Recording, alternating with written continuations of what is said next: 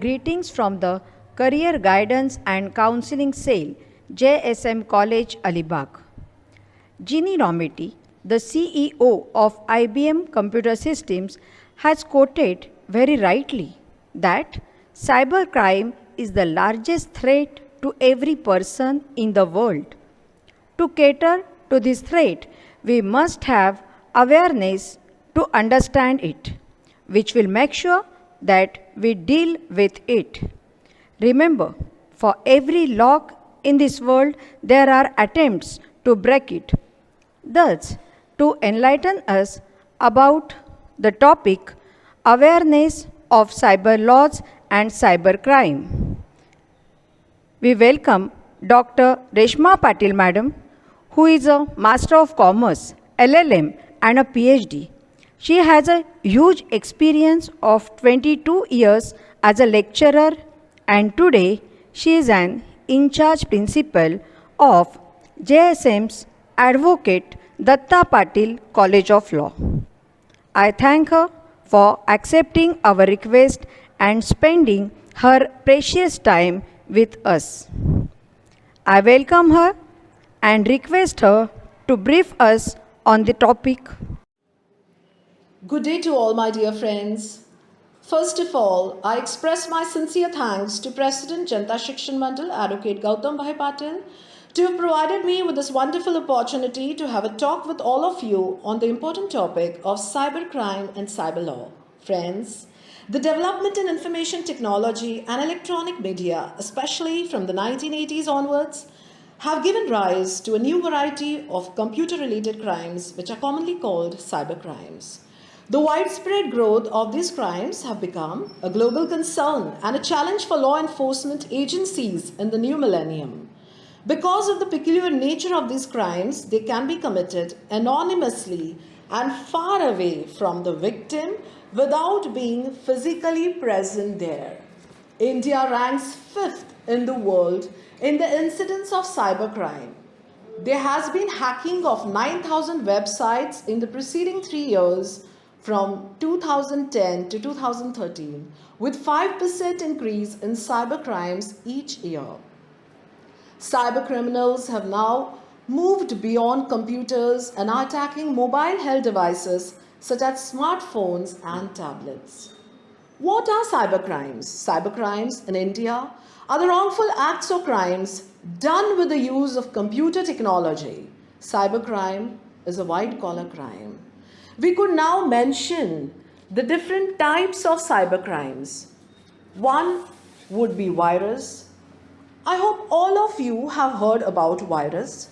Virus is a programmer code that replicates and infects another program, sector or document by inserting itself or attaching itself to that medium. The effect of virus is that it destroys or alters the data files in other programs. Except in rare cases, the virus does not damage the computer hardware. There are more than 5,000 different strains of viruses across the globe. For instance, Lovebug virus of May 2000 caused severe damage to working internet sites. So also the virus recently developed by Pakistan has defaced the Indian website. Then we have hacking. Hacking is one of the most common type of cybercrime in India. When a person breaks into somebody else's computer virtually to have access to a person's personal and sensitive information such as banking details, email accounts, etc., with everything becoming digital, it increases the risk of hacking. Next type of cybercrime is online theft. When a criminal extorts the money of their victim, access the data of the victim's personal bank account, credit card, debit card, and other sensitive information over the internet, it amounts to online theft. Then another type of cybercrime is cyberbullying. When the internet, mobiles, or social networks are used for harassing, defaming, intimidating, or harassing a person. The next type of cybercrime is cyberterrorism. Despite lighter and border security, terrorism has been a complex problem faced by the governments and policymakers. Cyber terrorism involves unlawful attacks or threats of attacks against computers, networks, and the information stored therein in order to coerce or intimidate a government or its people in furtherance of political, social, or ideological objectives. Now we go over to the law regarding cybercrime. Cyber laws are there to protect consumers from online frauds. First cyber law was introduced in the United Kingdom. In India, we have the Information Technology Act. The Indian Penal Code 1860 was found insufficient to cater to the needs of new crimes emerging from internet expansion. It was in this background that the Information Technology Act 2000 was enacted in India for the prevention and control of cyber crimes. The Information Technology Act 2000 came into force with effect from 17th October 2000. It has been amended in 2008 and the amended act is effective from February 5, 2009. The rules under the amended act have also been framed which became effective from October 27, 2009. The salient features of Information Technology Act 2000 may briefly be stated as follows. Number one, the act provides legal recognition to e-commerce, which facilitates commercial e-transactions. Number two, it recognizes records kept in electronic form like any other documentary record. In this way, it brings electronic transactions at par with paper transactions in documentary form. Number three, the Act also provides legal recognition to digital signatures which need to be duly authenticated by the certifying authorities. Number four, Cyber Law Appellate Tribunal has been set up to hear appeal against adjudicating authorities. Next, we go over to cases because I, being a law teacher, the topic would be incomplete without me stating a case. This is a very popular case. It is the case about Parliament attack. This case is State versus Muhammad Afzal, the Parliament attack case of 13 December 2001. The Delhi High Court ruled that digital evidence produced before the court by the prosecution played a significant role in establishing the guilt of the accused. In this case, a laptop along with several smart media storage disks and devices were recovered from the truck intercepted at Srinagar pursuant to the information given by two suspects during investigation.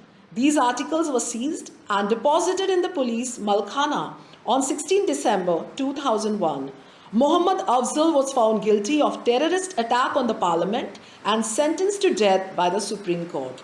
So this was a case relating to cyber terrorism. One more case I would like to state concerning cyber defamation.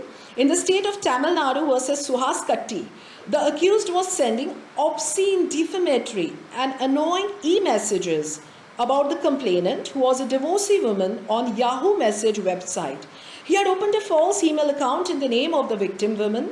The email carried messages that victim woman was soliciting and therefore she was receiving annoying phone calls from callers to have sexual intercourse with her.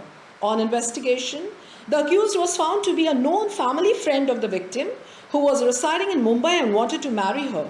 She, however, married another person whom she divorced after some time. So accused again started contacting her for marriage with him, to which she declined.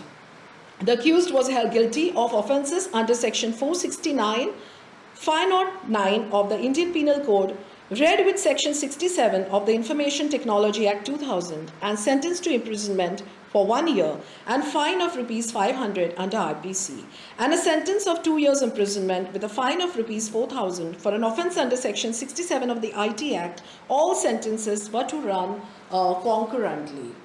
Friends, this life is very precious. It is a beautiful gift of God. Do not waste the available time in unnecessary messaging or texting.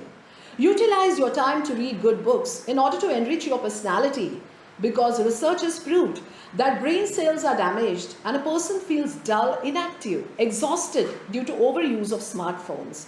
Excess use of cyberspace, internet, leads to depression amongst youngsters. Youth get addicted to different games, as a result of which their studies are seriously affected. This is a counseling session. Hence, my suggestion for a happy and beautiful life would be to restrict the use of social media meaninglessly. Do utilize your time on social media productively and usefully. Knowledgeable information is available on different websites. You could refer those to enhance your knowledge, but at the same time, inculcate the habit of reading good books, at least a few pages every day. If any one of you is harassed or through social media platform, you could share it with your teachers, and FIR could also be lodged with the police.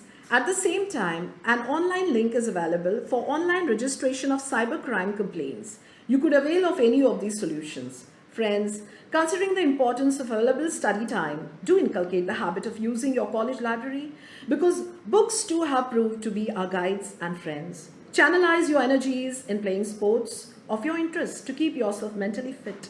Learn 10 new words of any language of your choice and keep a diary to note down the happenings of your life. Practice gratitude. Value your relations with your parents, family, teachers, and friends. And yet, if you have any questions about today's subject or today's lecture, or if you feel depressed, do share it with any one of us instead of messaging through social media, which might only add to your problems. All of us here are available to counsel you. After the completion of cyber law, the scope in career options, you have a scope in law firms, government agencies, public departments, corporate business houses, IT and software industries. Students can work as an assistant lecturer, legal advisor, cyber consultant, etc. Once again, I thank Dev Madam, Principal Dr. Anil Patil, Sir, President, Janta Shikshan Mandal, Honorable Gautam Bhai Patil, to have considered me for today's career guidance and counseling cell of JSM College. Thanks and God bless you all.